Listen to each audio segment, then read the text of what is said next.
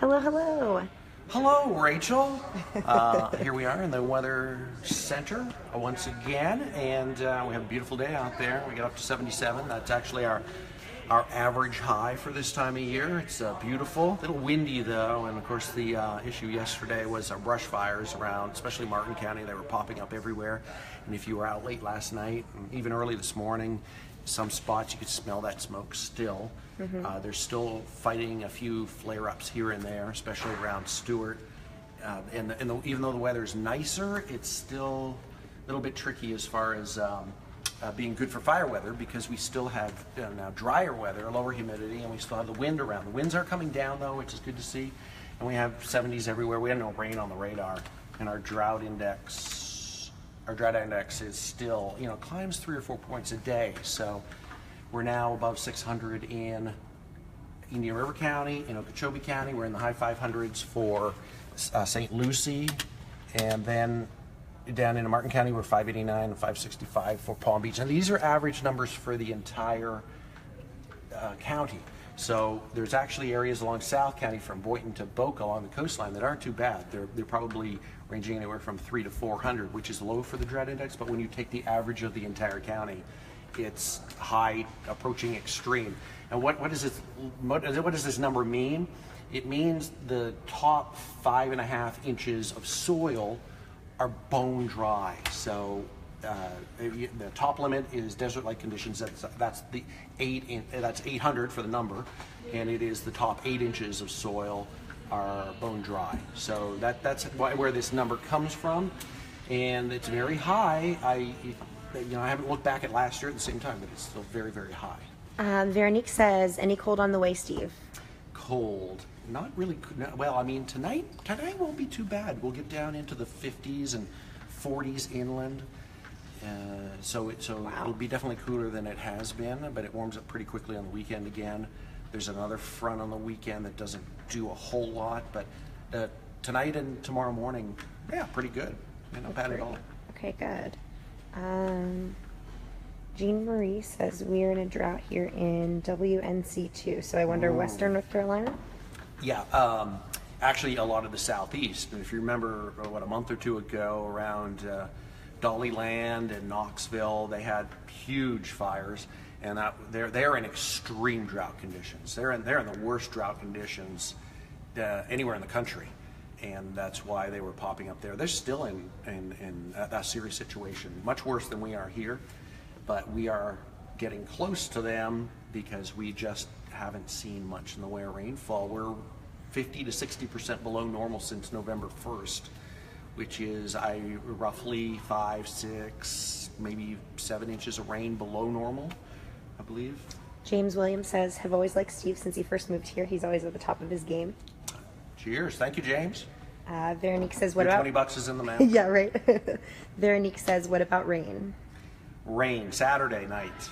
Looks like we'll get some rain after 6 o'clock, probably overnight Saturday, and we may actually see some thunderstorms. I love when it rains, when it's nighttime and sleeping with the rain. It's just relaxing. I'll show you that latest computer model. Should we start watering the lawns? Well, they're going to kick in water restrictions soon, but I mean, depending on the neighborhood of the city. What I would do, if you want to prepare for, a fire situation, clean any kind of brush around your house, especially dead brush. We had the hurricane go through Matthew, so there's still a lot of dead brush and debris around that is now kindling. Just a little spark and that stuff gets going. So that's a concern as we get into the height of the dry season. But we do have some rain comes in from the Gulf, and it looks like later Saturday. It's not a lot of rain. Later Saturday, early Sunday, we may see some rain pop up along with that front. Okay. Do you have any info on River Ranch west of Vero Beach? As far as with the situation with the drought? Maybe. Well, just that the drought conditions are high there, high to extreme. Okay. We're above 600, and there's definitely no rain until late Saturday at the earliest. Okay. Yeah. Tony Rodriguez, will we see some water restrictions in the near future? Yeah, I think so. I would, if I was betting man, I'd say yes, because we are just getting out of La Nina, and the forecast for the last few months was supposed to be warm and dry, and that certainly is verified. And it looks like warm and dry conditions are pretty likely even into the next couple of months, even if the La Nina continues to fade. And I just saw some new data coming out today, the European computer model, suggesting that we will quickly go into an El Nino in the summer, which will flip the weather pattern once again. Okay. Yeah, it's a little, I tweeted that out earlier. A little unusual how fast that model's predicting us going from a La Nina to an El Nino. El Nino usually means fewer hurricanes in the summer. Okay. Oh, the 5 is starting, so maybe we'll be a little quiet. And you probably have to go soon, huh? Another long day. Yeah, I'm not sure. Really quick, Darian says, whatever happened to those lows that used to form off the coast of Florida and it would just rain? How he thinks it did a couple years ago and brought a lot of flooding. What are the odds of seeing that again? You know, I think we had one of those develop. We had one of those develop a few weeks ago. It just didn't leave as much rain, but yeah, those little meso lows. I can't think of any offhand lately that we've seen that have left a lot of rainfall, but they do happen. You know, those are 100-year rain events, and they're just. Oh, gotcha. I haven't seen a lot of those. Oh, I remember that. Yeah, I remember the flooding a couple years ago. Oh yeah, there's been one in Palm Beach. There was one in several in northern Palm Beach County. Wellington and Loxahatchee have seen it. Boynton Beach has seen it. When are the water restrictions? Tony says. Well, I don't think there have been any yet, right? No, they're just talking about it. Okay.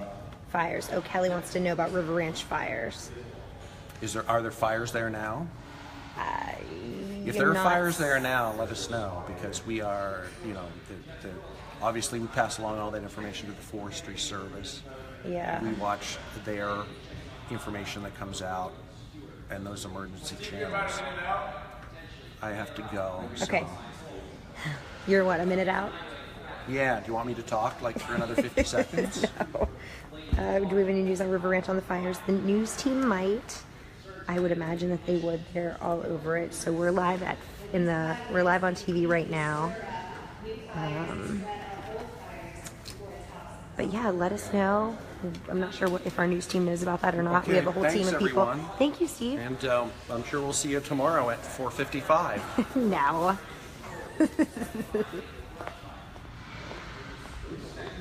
Okay.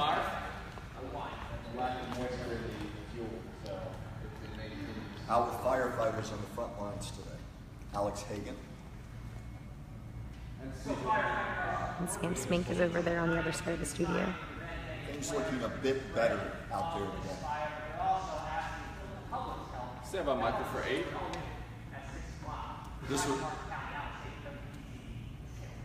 This was the damage left behind after a flare-up near Indian River State College in Stewart. Thankfully, the only damage was to the fence. The flare-up came from a fire that burned 23 acres yesterday. Yeah, right now Eric, on WPTV.com, we have the latest drought measures as the risk for brush fires increase. Our chief meteorologist, Steve Weagle, with us on why so many brush fires yesterday and the flare-ups today. And Steve, a bit of a difference over these 2 days. We welcome it. Can you talk about that? Yeah, a little bit of a difference. We still have the wind around, not quite as strong as yesterday, but we have drier conditions. We still have lower humidity around South Florida, and that dries out the brush that's sitting around on the ground. Here's our drought index numbers. The Indian River County and Okeechobee County above 600, so we're climbing from high to extreme in the next few weeks, and a little bit lower, but not much. And still in the high category across Palm Beach and Martin County. Now, what do these numbers mean? Well, here's the legend here. Desert-like conditions, at 800 is that number. That is the top limit. That means the top 8 inches of soil is bone dry. Here you have the top 5 to 6 inches of soil bone dry. Now, these are average numbers for an entire county. In fact, from Boynton through Delray and Boca on the coastline, we're actually in the low to moderate for our drought index. It's not bad at all in that area, but overall across the entire county, we have much higher numbers. The winds are starting to come down now. We had wind gusts to 25, 30 miles an hour. They'll settle down tomorrow too, so that's good news. There's some rain in the weekend forecast. We're going to talk about the timing for that coming up. Breaking news, Boca teacher is behind bars after police say he kissed a student. Thanks again. Who's just coming to us right now. 28-year-old Brian Cornman He's facing simple All right, battery everybody. charges after police say he was caught on camera kissing a student last Thank Thursday you so while much. they were alone in a classroom. The principal at Somerset Have a Academy good had a evening.